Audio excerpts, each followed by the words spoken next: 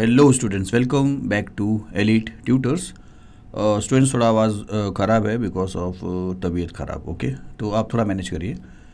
तो चलिए, इसमें हम क्या करने वाले हैं, प्रॉब्लम सेट का मतलब कंटिन्यू करने वाले हैं और इसमें हम देखेंगे सिर्फ एक क्वेश्चन नंबर 6। तो देखिए, क्वेश्चन नंबर 6 में क्या लिखा है कि the diameter and thickness of a hollow metal sphere are 12 centimetre and 0.01 metre respectively. तो यहाँ पे आपको एक चीज़ समझ में आ रहा है, एक सेंटीमीटर में दिया और एक मीटर में दिया है, तो ये आप याद रखिए कि दोनों को एक यूनिट में चेंज करना है। दूसरी बात है कि स्पीयर जो है वो हॉलो है। अब स्पीयर आपने देखा स्टूडेंट्स, तो ये स्पीयर पूरी तरह भरा नहीं है, जिसकी बात चल रही है क्वेश्चन में, वो हॉलो है। हॉलो का मतलब है कि वो अंदर से खाली है, अंदर से पूरी तरह खाली है। ये सिर्फ आपको एक रेफरेंस के लिए कि वो अंदर से पूरा खाली है। तो अब एक ऐसा हॉलो स्पीयर है और उसमें क्या लिखा है कि उसका डायमीटर जो है वो 12 सेंटीमीटर है। तो डायमीटर अंदर होता है ना स्टूडेंट्स, मतलब यहाँ पे आप अगर देखोगे तो ऐसे तो नहीं समझेगा आपको, तो इसको थोड़ा सा आपको ऐसा बता रहा हूँ। या डायमीटर से पहले देखिए थिकनेस देख लीजिए। आपको दो चीज़ बोला ना कि डायमीटर और थिकनेस, तो थिकनेस ये है, तो थिकनेस ये है इसका। तो थिकनेस आपको दिया है 0.01 मीटर, जिसका मतलब है कि 1 सेंटीमीटर, क्योंकि 0.01 मीटर है। मीटर और सेंटीमीटर का 100 का रिलेशन होता है। मीटर बड़ा यूनिट है, जब आप सेंटीमीटर छोटे यूनिट में चेंज करोगे तो उसको 100 से मल्टीप्लाई करना पड़ेगा। तो 0.01 को अगर आप 100 से मल्टीप्लाई करो तो आपको मिलेगा 1। तो इसका जो थिकनेस है वो 1 सेंटीमीटर है और इसका जो डायमीटर है, अब डायमीटर के लिए आपको ऐसा बता रहा हूँ। देखिए, अगर ये हॉलो है स्टूडेंट्स, तो यहाँ पे 2 डायमीटर पॉसिबल है। एक डायमीटर पूरा इस एंड से लेके इस एंड तक, पूरा यहाँ से लेके यहाँ तक, जो आपको दिया है 12 सेंटीमीटर, ये आपको 12 दिया है। और एक डायमीटर अंदर भी आएगा स्टूडेंट्स, क्योंकि थिकनेस को अगर आपको समझ रहे हो तो देखिए आप ऐसा भी समझिए, ये थिकनेस है, ये जो चीज़ देख रहे हो ये थिकनेस है। तो अगर ये थिकनेस है तो एक डायमीटर या एक रेडियस सेंटर से आउटर तक आएगा और एक रेडियस सेंटर से इनर तक आएगा, इनर सरफेस तक, एक आउटर सरफेस तक आएगा। तो अगर 2 रेडियस हो रहा है तो 2 डायमीटर भी रहेगा। तो एक डायमीटर आप समझिए कि यहाँ से लेके यहाँ तक रहेगा, और जो कितना होगा स्टूडेंट्स, जो 10 रहेगा, क्योंकि 1 सेंटीमीटर ये और 1 सेंटीमीटर ये कम हो जाएगा, तो यहाँ से यहाँ तक 10 रहेगा और आउटर का जो डायमीटर है वो 12 है। चलिए अब बात करेंगे। तो ये फिगर आप समझोगे तो इस तरीके का जो हॉलो स्फीयर की बात कर रहे हैं वो लोग, ऐसा है वो, इसके अंदर कुछ भी है नहीं स्टूडेंट्स, खाली है। यहाँ पे आपको जो दिख रहा है मैं आपको बताऊंगा इसका मीनिंग। उसके बाद अगर आप क्वेश्चन पढ़ते हो आगे तो क्या लिखा था, density of the metal is 8.88 ग्राम पर मीटर क्यूब, फिर find the outer surface area and mass of the sphere.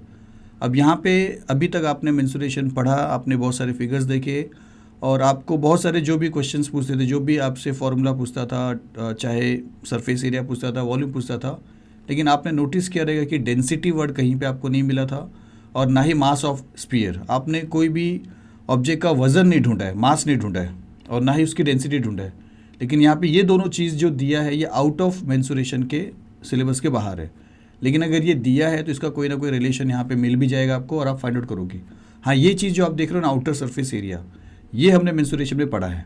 क्योंकि आउटर सरफेस एरिया का मतलब क्या है कि एक स्पीयर के बाहर जितना भी एरिया है वो आप फाइंड आउट करिए। तो स्पीयर के बाहर का एरिया फाइंड आउट करना ही मतलब आउटर सरफेस एरिया है, जिसका फॉर्मूला आपके पास है 4πr²। तो इसका मतलब है कि ये एक चीज़ आप ज़रूर फाइंड आउट करोगे। डेंसिटी फाइंड आउट तो नहीं करना, आपसे बोला ना the density of the metal is given, मतलब डेंसिटी आपको दिया है, लेकिन क्यों दिया है ये भी आपके लिए पास क्वेश्चन रहेगा। हाँ, मास ऑफ द स्पीयर पूछा है, इसका वजन पूछा है। ये जो हॉलो स्पीयर है, इसका हॉलो स्पीयर का वजन पूछा है और वजन करके हमने, मतलब उसका मास करके ऐसा कोई फॉर्मूला हमने मेंसुरेशन में नहीं पढ़ा है, लेकिन फिर भी पूछा है तो देखेंगे। हाँ, आउटर सरफेस एरिया जब तक मतलब आउटर सरफेस एरिया आपने फाइंड आउट किया है, तो आउटर सरफेस एरिया का फॉर्मूला क्या है, 4πr², जिसमें से पाई आप 22/7 या 3.14 कन्वीनियंट के लिए ले सकते हो अगर कैंसलेशन पॉसिबल नहीं है। रेडियस में आप रेडियस किसको लोगे, बाहर तक का रेडियस, मतलब ये जो डायमीटर 12 दिया है इसका हाफ 6, तो 6 आप रेडियस लोगे। मतलब इसको अगर आप सॉल्व करोगे तो आपको क्या मिलेगा, 4, मतलब आपको आउटर सरफेस एरिया क्या मिलेगा, 4πr², जिसका मतलब है 4 इंटू पाई ले लीजिए 3.14 और आर अगर पूरा डायमीटर 12 है। देखिए, जब तक इनर और आउटर नहीं बोला तो आपको ये टोटल जो 12 है ये पूरा ही पकड़ना है आपको, ऐसा नहीं कि आप 10 भी ले सकते हो। तो पूरा डायमीटर अगर 12 है तो रेडियस कितना रहेगा, 6, तो 6 इंटू 6 मतलब 4 इंटू 3.14 इंटू 6 इंटू 6, 22/7 ले सकते थे, लेकिन कैंसिल नहीं होता, इसके लिए 3.14 ले लिया। अप्रॉक्सीमेशन थोड़ा सा कुछ आंसर जो है वो 19-20 थोड़ा सा फ़र्क पड़ जाएगा, वो चल जाएगा स्टूडेंट्स। अब इसको जब आप पूरा सॉल्व करोगे तो आपको मिल जाएगा आउटर सरफेस एरिया, मतलब आप outer surface area find out कर सकते हो। तो चलिए आप ये फाइंड आउट कर लिए, लेकिन आपसे मास ऑफ द स्फीयर भी पूछा है। अब मैं आपको मास ऑफ द स्फीयर जो है ना उसको बताने से पहले मैं आपसे एक चीज़ और पूछ रहा हूँ कि आप एक चीज़ और फाइंड आउट कर सकते हो क्या? वॉल्यूम। किसका volume? Volume of hollow sphere का। अब देखिए वॉल्यूम का फॉर्मूला अगर आप देखोगे तो वॉल्यूम का फॉर्मूला है 4/3 पाई आर क्यूब। स्फीयर के वॉल्यूम का फॉर्मूला है 4/3 पाई आर क्यूब। लेकिन ये पूरा स्फीयर अगर भरा हुआ है अंदर से, ओपेक है, खाली नहीं है, हॉलो नहीं है, तो आप 4/3 पाई आर क्यूब से फाइंड आउट कर लोगे। लेकिन हमारे केस में कैसा है कि वो जो स्फीयर है वो अंदर से खाली है।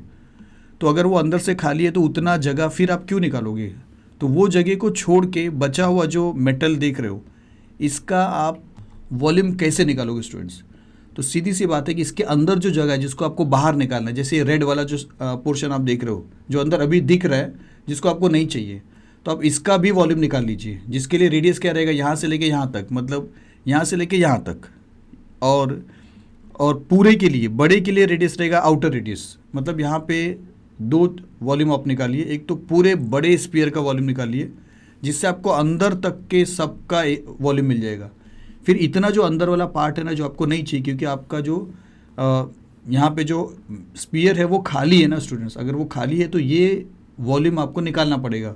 तो ये स्फीयर का वॉल्यूम, मतलब बड़े स्फीयर का वॉल्यूम में से छोटे स्फीयर के वॉल्यूम को आपको माइनस करना पड़ेगा। मतलब आपको बता रहा हूँ, चलिए ऐसा आप समझिए कि बड़े वाले सर्कल का रेडियस R1 है स्फीयर का, जो आपको 6 मिला है, और छोटा वाला जो अंदर सर्कुलर पार्ट बच रहा है ऐसा वाला, इसके अंदर वाला, उसका रेडियस आपको क्या मिलेगा? वो अगर R2 आप अजूम करते हो तो वो 5 मिलेगा, क्योंकि यहाँ से यहाँ तक अगर 6 है तो ये एक कम करिए, यहाँ से यहाँ तक 5 रहेगा। तो आपको बड़े वाले स्फीयर का वॉल्यूम जो आपको मिलेगा 4/3 पाई R1 क्यूब, इसमें से माइनस करना पड़ेगा 4/3 पाई R2 का क्यूब। इससे क्या होगा स्टूडेंट्स? इससे एग्जैक्टली हॉलो जो मेटल स्फीयर है आपको उसका वॉल्यूम मिलेगा। तो वॉल्यूम मैं क्यों फाइंड आउट कर रहा हूँ जबकि यहाँ पे वॉल्यूम कहीं पे पूछा नहीं है, तो मैं आपको बताऊंगा। लेकिन आप ये बता सकते हो ना कि अब वॉल्यूम आप कैसे निकालोगे जो एग्जैक्ट मेटल दिख रहा है, क्योंकि अंदर खाली है। तो पहले पूरे का आप वॉल्यूम निकालिए, सब का, जो ये फॉर्मूले से आएगा जिसमें रेडियस 6 रहेगा। फिर अंदर वाला जो रेड पोर्शन है गोल, वो भी स्फीयर ही है, उसका वॉल्यूम निकालिए जहाँ पे रेडियस क्या रहेगा, 5 रहेगा। फिर पूरे वॉल्यूम में से इसके वॉल्यूम को आप निकालोगे तो ये जो खाली वाला जो जगह आपको दिख रहा है और या मेटल का जो जगह दिख रहा है थिकनेस के साथ में, उसका वॉल्यूम आपको मिल जाएगा। जिसमें आप इसको कैसे सॉल्व करोगे? 4/3 दोनों में है और पाई दोनों में, तो पाई को आप बाहर ले लोगे, इन दोनों को R1 का क्यूब माइनस R2 का क्यूब, जिसमें से R1 है 6 का क्यूब माइनस R2 है 5 का क्यूब। ये जनरल आपको बता रहा हूँ, फिर अब हम लोग करेंगे भी। तो यहाँ पे मैं बस इतना बताना चाहता हूँ कि आप वॉल्यूम निकाल लोगे ना स्टूडेंट्स, बड़े वाले स्फीयर के का वॉल्यूम में से छोटे वाले स्फीयर का वॉल्यूम माइनस करोगे तो जो मेटल है हॉलो मेटल उसका वॉल्यूम आपको मिलेगा। अब यही क्वेश्चन है कि वॉल्यूम क्यों निकाला जा रहा है, जबकि आपको पूछा है मास ऑफ द स्फीयर और आपको डेंसिटी क्यों दिया है। तो चलिए वॉल्यूम आप निकाल लोगे, मैं ये आपको इतना मैं एश्योर हो गया हूँ। उसके बाद मैं आपको बताता हूँ कैसे हम सॉल्व करेंगे। तो सबसे पहले ये तो हमने देख लिया था कि आउटर सरफेस एरिया आप 4 पाई R² से फाइंड आउट करोगे। अब डेंसिटी और मास ऑफ द स्फीयर ये क्यों दिया है और मास ऑफ द स्फीयर पूछा है, तो आप कैसे फाइंड आउट करोगे और ये सारी चीज़ कैसे हो जाएंगे। इससे पहले आपको मैं अपने साइंस का एक फॉर्मूला आपसे पूछ रहा हूँ, स्पीड का फॉर्मूला। या स्पीड का एक अगर कोई स्पीड दिया है, सपोज करिए वो दिया है 5 मीटर पर सेकेंड, तो इसका मीनिंग क्या है कि उसकी जो स्पीड है वो 5 मीटर है पर सेकेंड। तो मीटर क्या होता है? मीटर तो डिस्टेंस होता है, और सेकेंड क्या होता है? सेकेंड तो टाइम होता है, और ये मतलब ये होता है अपॉन, और which is equal to speed. तो यहाँ पे अगर आप देखोगे ना तो इसका जो वैल्यू दिया है कि speed v which is equal to 5 metre per second velocity, तो इससे आप इसका फॉर्मूला भी निकाल सकते हो। Speed which is equal to metre per second, metre distance होता है और सेकेंड क्या होता है? टाइम होता है। तो speed equals to distance upon time, ये आपका फॉर्मूला है। उसी तरह डेंसिटी देखिए यहाँ पे क्या दिया है, डेंसिटी इज इक्वल टू 8.88 ग्राम पर सेंटीमीटर क्यूब। तो ग्राम क्या है स्टूडेंट्स? ग्राम मास होता है, वज़न जो यहाँ पे है। इसका मतलब है कि डेंसिटी का आपका फॉर्मूला ऐसा बन सकता है, density which is equal to mass of metal sphere, थोड़ा सा ऐसा समझिए, upon centimetre cube. Centimetre cube, cube किसका यूनिट होता है स्टूडेंट? मेंसुरेशन अगर आपने किया है तो वॉल्यूम का यूनिट क्यूब होता है, तो इसका वॉल्यूम आप निकालोगे, तो वॉल्यूम ऑफ मेटल स्फीयर, ये जो सब जनरली बता रहा हूँ, और ये है डेंसिटी। तो डेंसिटी का फॉर्मूला बनता है कि density of metal sphere is equal to mass of metal sphere upon volume of metal sphere. अब डेंसिटी तो आपको दे दिया है ना 8.8, तो इसके प्लेस पे अगर हम 8.88 लिखेंगे, और मास ऑफ द मेटल आपसे पूछा है, मास ऑफ द स्फीयर, तो मास ऑफ द स्फीयर यहाँ पे लिख के, वॉल्यूम अभी मैंने आपको बोला ना कि वॉल्यूम मैं एश्योर करता हूँ कि आपको समझ में आ गया, वॉल्यूम ऑफ बड़ा स्फीयर माइनस वॉल्यूम ऑफ छोटा स्फीयर, जो भी वॉल्यूम मिलेगा उस वॉल्यूम को जब आप इस तरफ लेके आओगे इक्वल के ये साइड में, तो वो डेंसिटी के साथ मल्टीप्लाई हो जाएगा। चलिए एक बार और बता रहा हूँ मैं कि आपको डेंसिटी दिया है 8.88 ग्राम पर सेंटीमीटर क्यूब। तो यहाँ से हम डेंसिटी का फॉर्मूला बना रहे हैं कि density which is equal to gram मतलब मास, सेंटीमीटर क्यूब मतलब वॉल्यूम। अब अगर आपको मास चाहिए तो मास को यहीं पे रखिए, इक्वल को भी यहीं पे रखिए, डेंसिटी वो साइड है वो साइड रहने दीजिए, और इस वॉल्यूम को जो डिवाइड हुआ उस तरफ भेज दिए, तो इनटू वॉल्यूम। अब यहाँ पे देखिए डेंसिटी आपके पास है 8.88, तो आप यहाँ पे 8.88 लिखोगे, इनटू वॉल्यूम। हर बार फिर से बोल रहा कि वॉल्यूम अभी आपने निकाला है, जो निकला रहेगा उस वॉल्यूम को मल्टीप्लाई करिए, दोनों को मल्टीप्लाई करने पे जो मिलेगा वही आपको मिलेगा मास, और वही आपसे पूछा है। तो इसका कुछ लेना देना नहीं, आपको टोटल दो मेन चीज़ फाइंड आउट करना है, जो आपसे एक तो सिंपल पूछा कि आउटर सरफेस एरिया 4πr², और दूसरा आपको ये वॉल्यूम फाइंड आउट करना है होलो स्फीयर का, जो रहेगा वॉल्यूम ऑफ बिगर स्फीयर या outer sphere upon volume of inner sphere, ऐसा समझ लीजिए। तो ये करना है स्टूडेंट्स, उसके बाद ये चीज़ आपको जनरली यहीं से समझ में आ जाएगा। तो चलिए शुरू करते हैं। तो सबसे पहले जो चीज़ हमको डिफाइन करना है वो बताएंगे। तो सॉल्यूशन में हम ऐसा लिखेंगे कि diameter of the hollow metal sphere is 12 centimetre, जो आपको दिया है। तो डायमीटर अगर 12 है तो रेडियस क्या हो जाएगा, डायमीटर अगर 12 है तो रेडियस क्या हो जाएगा, रेडियस उसका हाफ 6 हो जाएगा।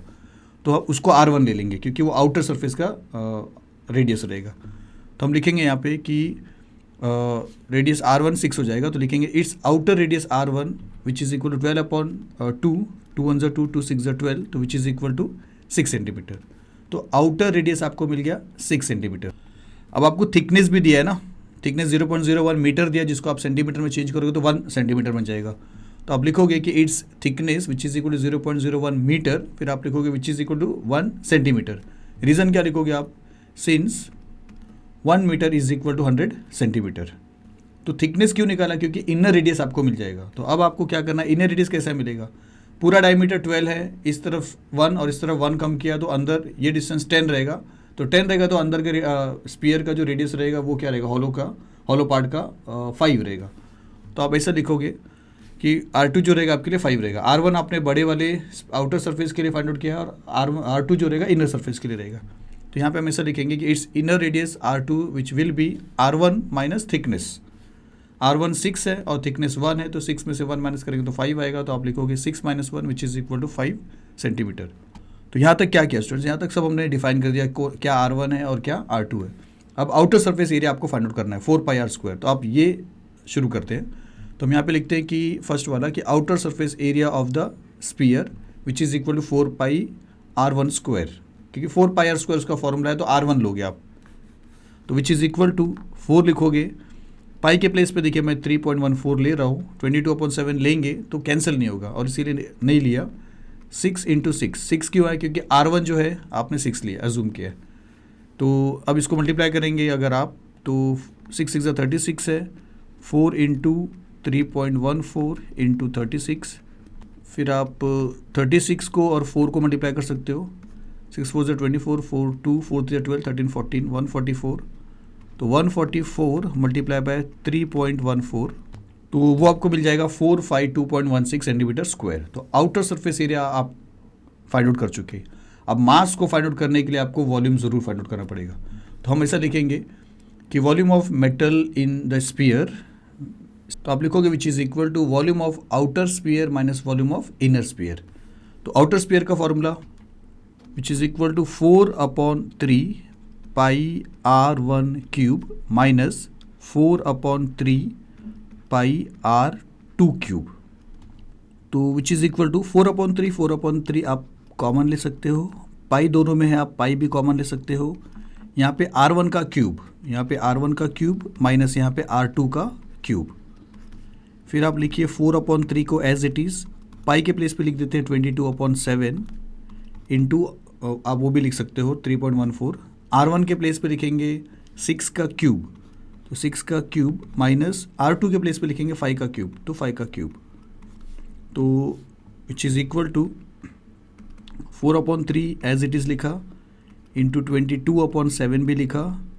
6 को अगर आप 3 टाइम मल्टीप्लाई करोगे तो आपको मिलेगा 216, फिर माइनस 5 को 3 बार मल्टीप्लाई करोगे तो आपको मिलता है 125। इन दोनों को आपको सब्ट्रैक्ट करना है, तो which is equal to 4/3 multiply by 22/7 into आपको मिलेगा 91। अब उसके बाद देखिए ये जो 91 है ना, ये 7 के टेबल में जा रहा है। कैसे देखिए 7 1 ज़ा 7 और 9 है तो 8 9 2 बचेगा 21, 7 3 ज़ा 21। अब ये सबको मल्टीप्लाई अगर आप करते हो तो 4 को और 22 को और 13 को, तो आपको मिलेगा 1144 और उसको आपको फाइनली डिवाइड करना है 3 से, जो अप्रॉक्सीमेटली आपको देगा वैल्यू 381.33 सेंटीमीटर क्यूब, क्योंकि वॉल्यूम है। तो ये जो वॉल्यूम हमने निकाला वो यहाँ पे आपको काम आ जाएगा। तो अब देखिए आपके पास वॉल्यूम है, आपके पास डेंसिटी है और आपको मास निकालना है। तो डेंसिटी का जो फॉर्मूला आपको बताया था वो फॉर्मूले से हम सॉल्व करेंगे। तो चलिए अब लिखते हैं कि density of metal sphere is equal to, formula लिखेंगे mass of metal sphere upon volume of metal sphere. और आप जानते हो ये फॉर्मूला आपको कैसे मिला, ग्राम है तो मास रहेगा उसका, सेंटीमीटर क्यूब है तो वॉल्यूम मिलेगा। तो आपको फाइंड आउट करना है मास, तो अगर ये मास आपको फाइंड आउट करना है और तो ये वॉल्यूम अगर वहाँ पे जाएगा तो इसके साथ मल्टीप्लाई हो जाएगा। तो मास ऑफ मेटल स्पीयर का फॉर्मूला आपको क्या मिलेगा, mass of metal sphere which is equal to, तो which is equal to density of metal sphere multiply by volume of metal sphere. तो आप समझ रहे होगे कि इसका अगर आपको वैल्यू चाहिए तो ये वहाँ पे जाके मल्टीप्लाई हो जाएगा। तो डेंसिटी ऑफ मेटल स्पीयर हमारे पास है 8.88, तो इसके प्लेस पे हम क्या लिखेंगे 8.88, फिर मल्टीप्लाई, और वॉल्यूम ऑफ मेटल स्पीयर अभी जो आपने फाइंड आउट किया तो आप लिखोगे 381.33। अब इन दोनों को अगर आप मल्टीप्लाई करोगे तो आपको मिलता है अप्रॉक्सीमेटली दिस। तो ये उसका आंसर है। तो आपको मिल गया मास ऑफ द मेटल और आपने ये भी फाइंड आउट किया था, और इस तरीके से आपको ये सॉल्व करना है। तो इसको देख के घबराना नहीं है आपको, क्योंकि ये क्लू इसी भी मिल जाएगा आपको। और इस वीडियो को 1-2 बार देखिए तो आपको अच्छे से समझ में आ जाएगा, आपका जो फियर है इस सम्स को लेके वो भी चला जाएगा। तो चलिए फाइनली आप लिख दीजिए कि outer surface area of sphere is 452.16 centimetre square, और मास ऑफ द स्पीयर जो आपसे पूछा था वो मिला आपको 3386.24 ग्राम।